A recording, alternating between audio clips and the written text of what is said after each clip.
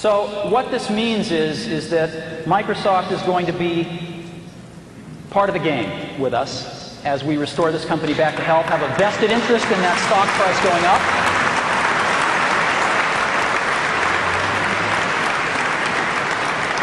We're going to be working together on Microsoft Office, on Internet Explorer, on Java, and I think that it's going to lead to a very healthy relationship. So it's a package announcement today. We're very, very happy about it. We're very, very excited about it.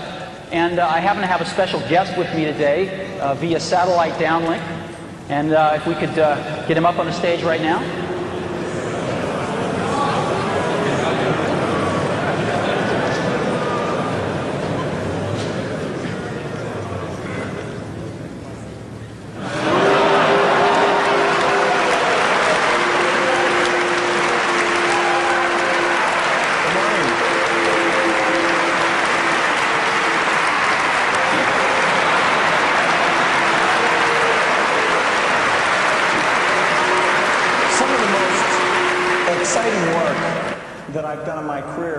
Has been the work that I've done with Steve on the Macintosh, whether it's the first introduction or doing products like Mac Excel.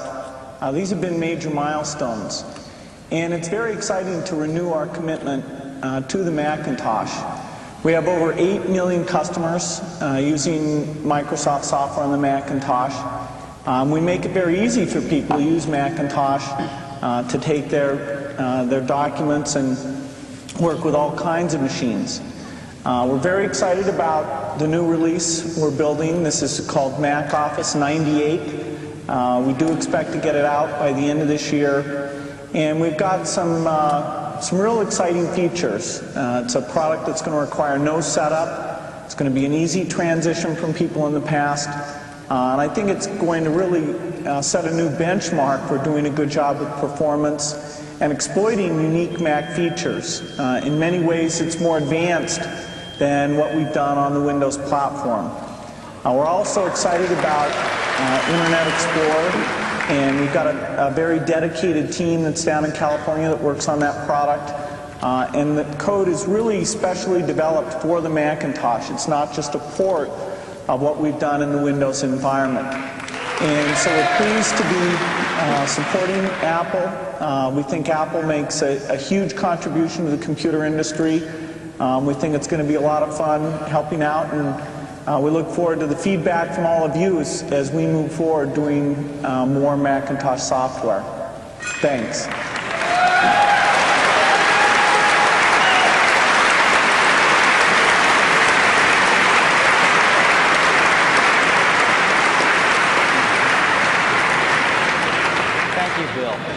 You know, where we are right now is we're shepherding some of the greatest assets in the computer industry.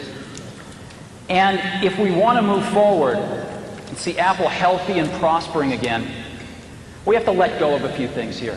We have to let go of this notion that for Apple to win, Microsoft has to lose. Okay?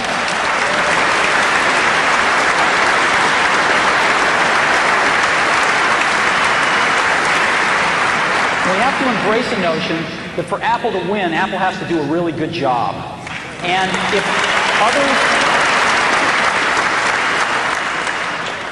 if others are going to help us, that's great. Because we need all the help we can get. And if we screw up and we don't do a good job, it's not somebody else's fault. It's our fault. So I think that's a very important perspective.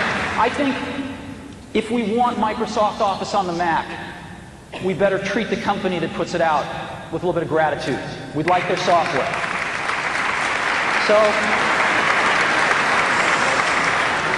the era of setting this up as a competition between Apple and Microsoft is over as far as I'm concerned.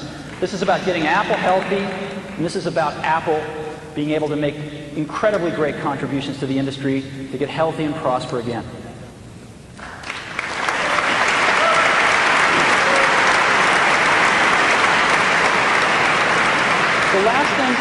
The last perspective I'd like to leave with you on this is, you know, sometimes points of view can really make you look at things differently. When you hear a new point of view, like for me, when I was looking at the statistics And it hit me that Apple is the largest education company in the world.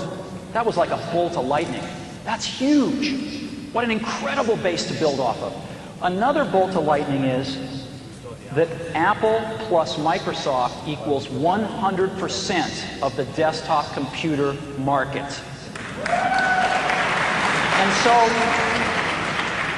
whatever Apple and Microsoft agree to do, it's a standard. And I think that you'll be seeing us work with Microsoft more because they're the only other player in the desktop industry. And I think you'll be seeing Microsoft want to work with Apple more because Apple is the only other player in the desktop industry. So I hope we have even more cooperation in the future because the industry wants it. Lastly, I want to just talk a little about Apple and the brand and what it means, I think, to a lot of us. You know, I think you always had to be a little different to buy an Apple computer. When we shipped the Apple II, you had to think different about computers. I mean, computers were these things you saw in movies. They occupied giant rooms. They weren't these things you had on your desktop. You had to think differently because there wasn't any software at the beginning. You had to think differently when a first computer arrived at a school where there had never been one before, and it was an Apple II. I think you had to think really differently when you bought a Mac. It was a totally different computer, worked in a totally different way, used a totally different part of your brain, and it opened up a computer world for a lot of people who thought differently. You were buying a computer with an installed base of 1. You had to think differently to do that. And I think you still have to think differently to buy an Apple computer. And I think the people that do buy them do think differently, and they are the creative spirits in this world. They are the people that are not just out to get a job done, they're out to change the world. And they're out to change the world using whatever great tools they can get. And we make tools for those kinds of people.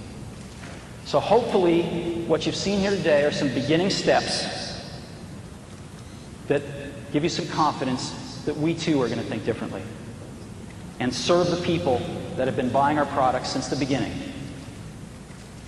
Because a lot of times people think they're crazy, but in that craziness we see genius, and those are the people we're making tools for. Thank you very much.